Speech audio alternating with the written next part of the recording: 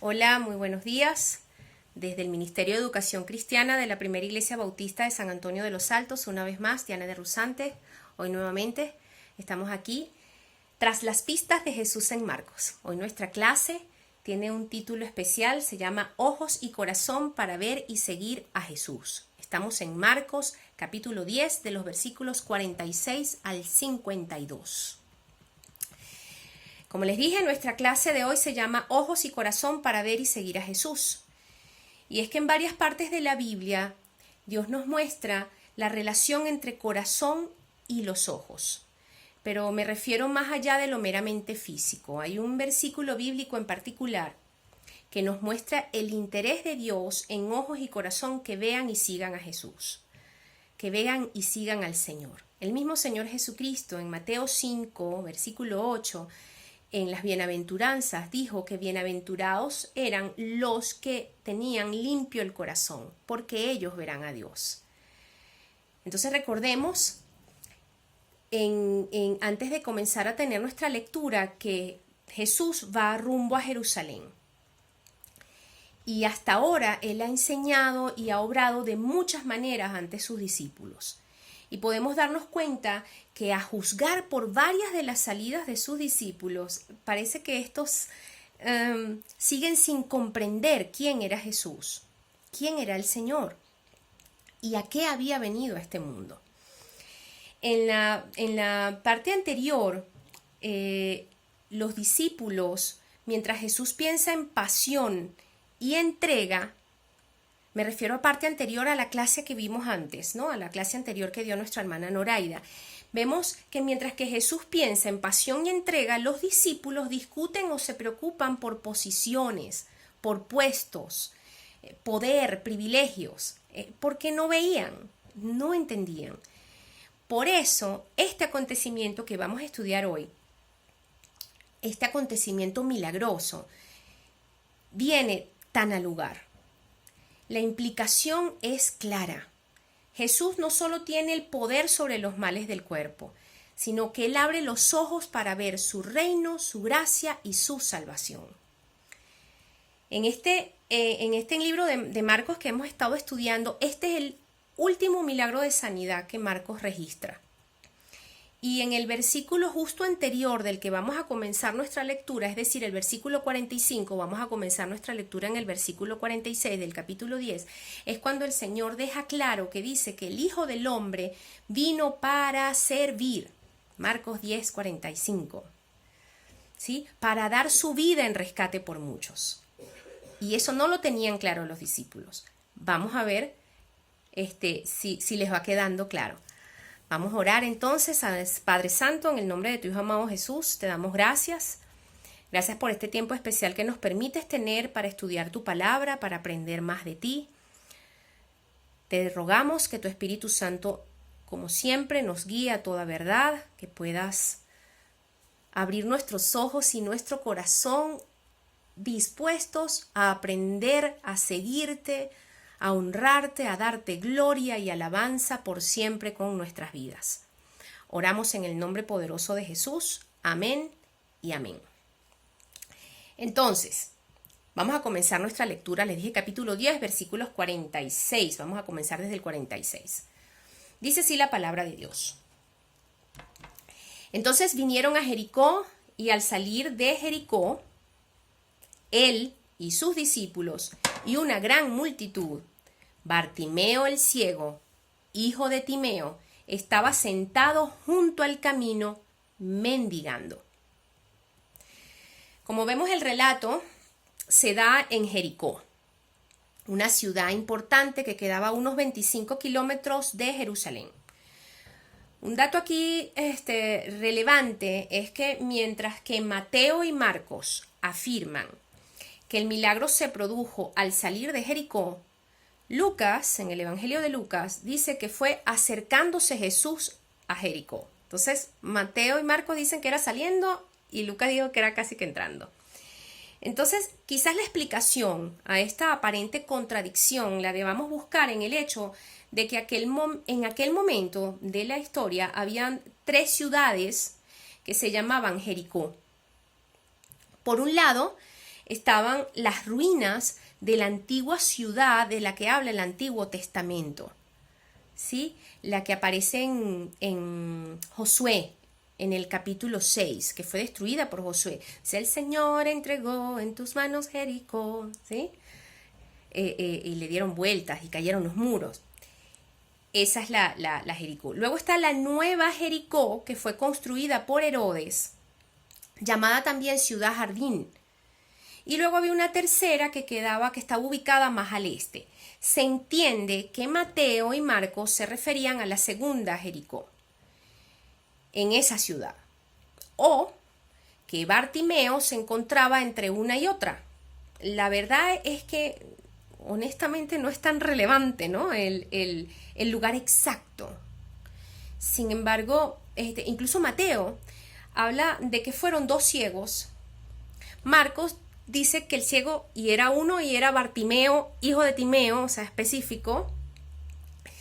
Y Lucas dice que era un ciego y no le dice nombre.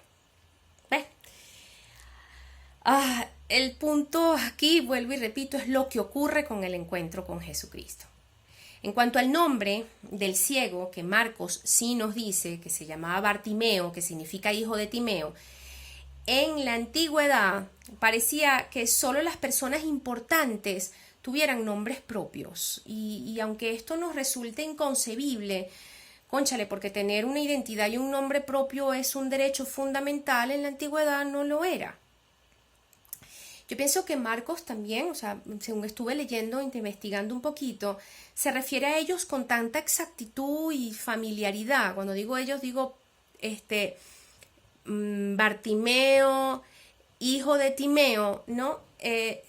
Puede ser que tal vez Bartimeo y su papá tal vez fueron figuras conocidas en la iglesia primitiva, porque vamos a ver más adelante que Bartimeo le siguió. Entonces, tal vez por eso Marcos le habla y especifica quién era y cómo se llamaba y todo con tanta familiaridad. Entonces, en fin, están en las afueras de Jericó. Ahí empieza el último tramo de la subida a Jerusalén. Jesús va acompañado de un grupo de sus discípulos y además una gran multitud. La subida de Jesús a Jerusalén despierta una gran expectativa. Ya más adelante, después de esta clase, vamos a ver la entrada triunfal a Jerusalén. Pero antes vamos a echarle un vistazo a este milagro tan espectacular, tan importante, que nos enseña tanto.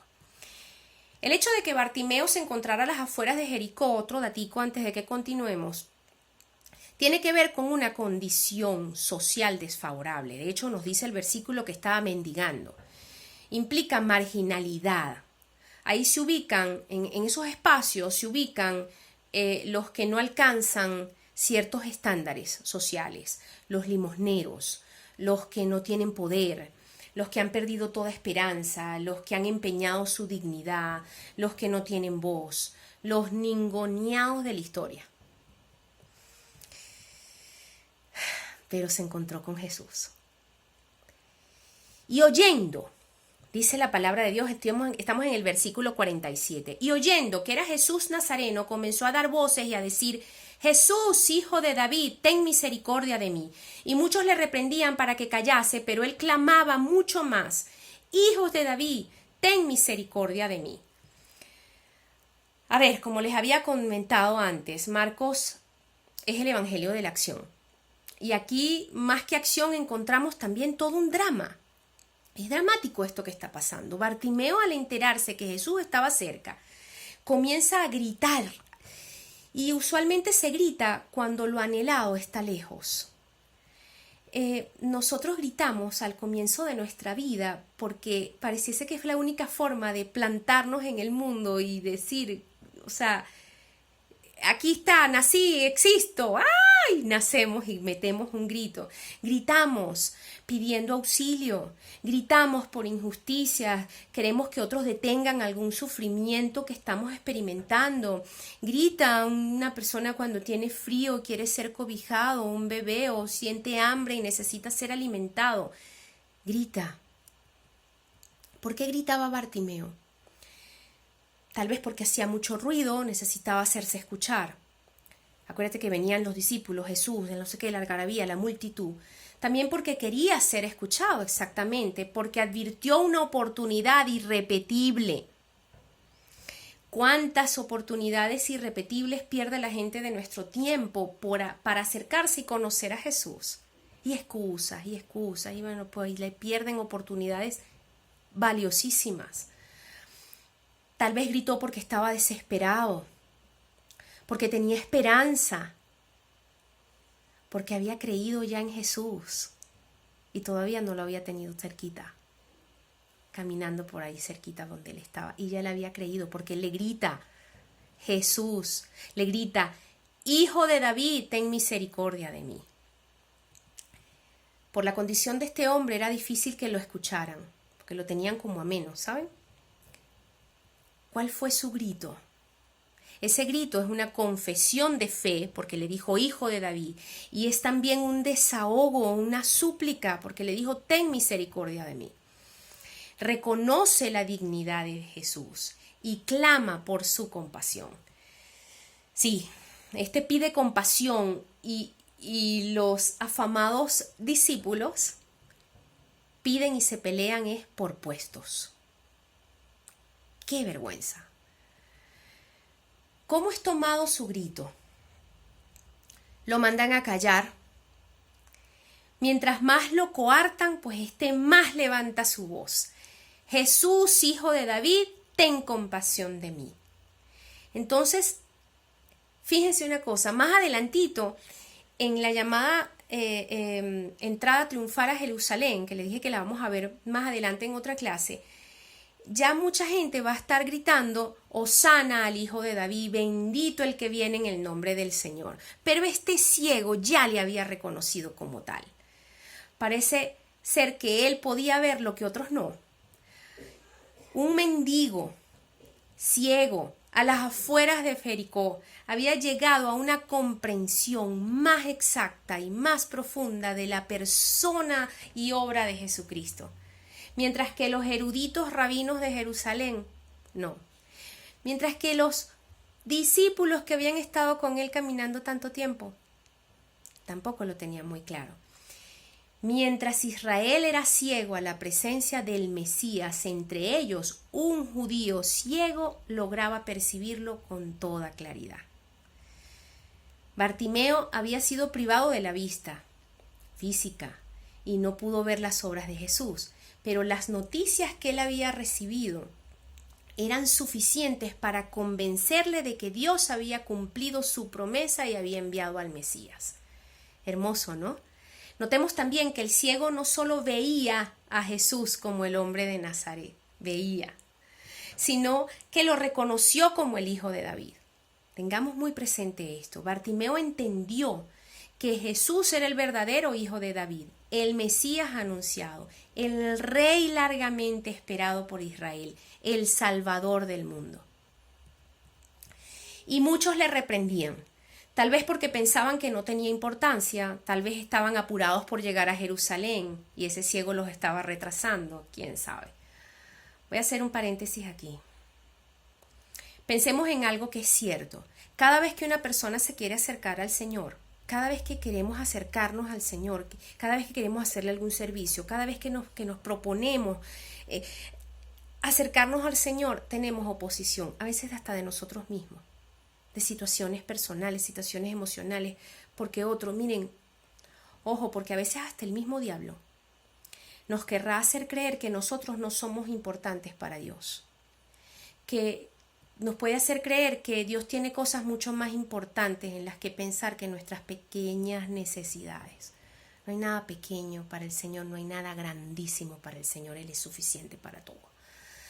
Para todo. Hay otras ocasiones que puede ser una persona, alguien que nos bloquee el acceso a Cristo.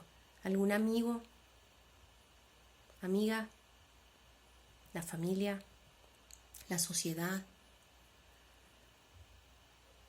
Ahí le dejo eso para pensarlo.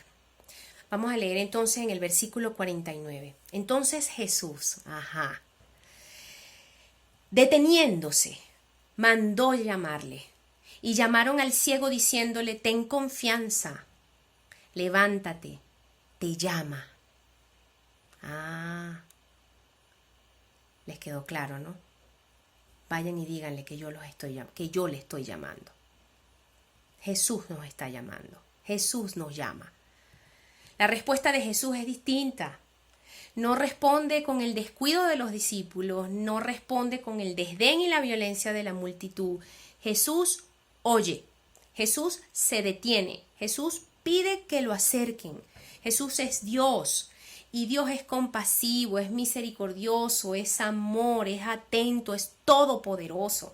Resulta que es el Señor mismo quien toma la iniciativa y lo llama. Jesús corresponde a la solicitud de fe del creyente. Lo voy a repetir. Jesús corresponde a la solicitud de fe de cada creyente. Versículo 50. Él entonces, arrojando su capa, se levantó y vino a Jesús.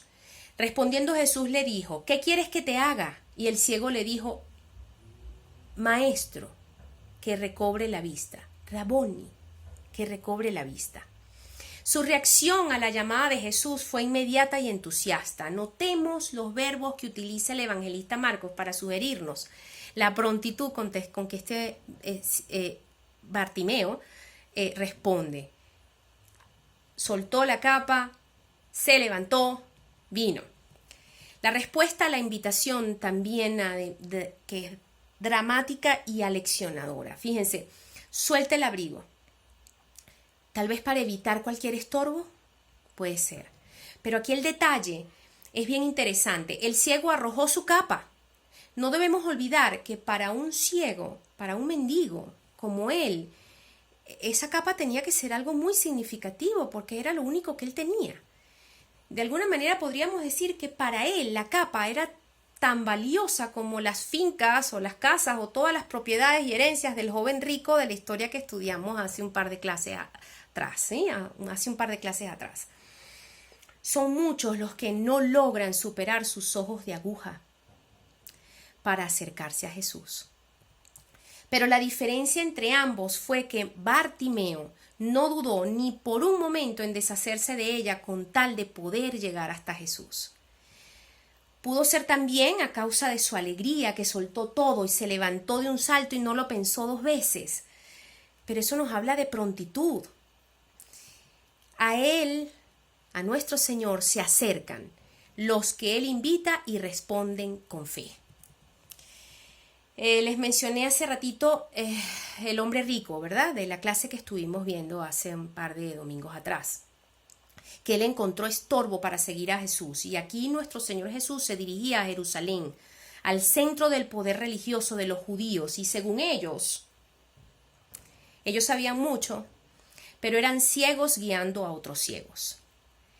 Con Jesús iban los discípulos y la multitud. Y estos primeros, o sea, los discípulos, tenían el privilegio de escuchar directamente a Jesucristo y sin embargo no veían lo que Jesús quería decirle. No lo tenían claro. Bartimeo tiene ojos y corazón dispuestos para reconocer y seguir a Dios. Tenemos que orarle al Señor para que tengamos esos ojos y ese corazón dispuestos para reconocer y seguir a Jesús todos los días de nuestra vida. La pregunta de Jesús, ¿qué quieres que haga por ti?, es la misma que le hizo a Juan y a Jacobo. ¿Sí? Lo recuerdan en la clase pasada. Y ellos contestaron mostrando su ambición en asuntos de poder y superioridad. Pero los intereses de Bartimeo definitivamente eran otros. No eran los de los hijos de Zebedeo. Él llama a Jesús, ya no lo llama hijo de David, sino en el momento en que lo tiene enfrente le dice Raboni, maestro, mi Señor. Bartimeo quería recobrar la vista para estar con Jesús. Esto lo vemos con total claridad más adelante, que ahora que vamos a leer más adelante, porque él sigue a Jesús una vez recobra la vista. Ya les adelanté el final, pero ustedes lo sabían. 52 dice, y Jesús le dijo, vete, tu fe te ha salvado. Y enseguida recobró la vista y seguía a Jesús en el camino. Las palabras de Jesús, tu fe te ha salvado, son las mismas que le dijo Jesús a la mujer con el flujo de sangre. Eso está en el capítulo 5, en el versículo 34. Ahora, este ciego pasa a ser discípulo. ¿Por qué? Porque sigue a Jesús. Recobró la vista y empezó a seguirle. Ya no estaba, ni va a estar más, ni estuvo más fijo, oprimido a la vera del camino. Ahora ha sido liberado para estar en movimiento en la senda del discipulado. ¿Dónde estás? ¿Varado ahí en el camino o en la senda del discipulado? ¿Dónde estás? ¿Dónde estamos? Pensemos también que este encuentro nos enseña a pedir cosas concretas. Bartimeo había comenzado pidiendo misericordia, compasión, pero luego al tener a Jesús enfrente le especificó dónde quería que esa compasión y esa misericordia operara en su vida. A veces nosotros oramos de forma tan genérica y hasta apática. Tenemos que tener encuentros especiales con Dios, abrirle nuestro corazón, especificarle qué necesitamos, dónde queremos que opere esa compasión, dónde queremos que opere esa misericordia, dónde necesitamos que opere ese milagro. Abramos nuestro corazón, acerquémonos, como dice la palabra, sin dudar que vamos a recibir lo que Dios nos va a dar. Bartimeo es el perfecto ejemplo de ese versículo que dice, pida con fe, no dudando nada. Eso creo que está en Santiago, en el primer capítulo, por ahí. Sí, versículo 6, creo. Finalizamos para seguir orando, pensando y obedeciendo al Señor. Pensemos y oremos en los tantos marginados y sin esperanza a la vera de los caminos de la vida. Aprendamos acerca de la solicitud y confesión de Bartimeo. Oró por compasión, oró por misericordia, pero reconoció a Jesús como Mesías, como Señor y Salvador. Con un corazón dispuesto, que quería ver a Jesús para seguirle. ¿Para qué nos estamos acercando al Señor? ¿Para qué mucha gente se acerca a Jesús? ¿Para ver qué le va a dar? ¿Para ver qué le puede dar o para seguirle? Reconozcamos que nuestro Señor nos llama. Démonos cuenta de eso. El Señor nos llama. El Señor nos llama. Nos ha llamado. Nos está llamando. Él está atento. Él responde a nuestras solicitudes con fe. Con la curación del ciego, ¿qué nos muestra la Biblia respecto a la actitud espiritual de la gente? Dios responde a nuestra fe. Y para finalizar, ¿en qué sentido Bartimeo es para nosotros ejemplo de seguimiento discipular? Estamos llamados a responder al llamado de Dios y seguirle. Estamos llamados a responder al llamado de Dios y seguirle. Amén. Amén. Dios les bendiga, hermanos.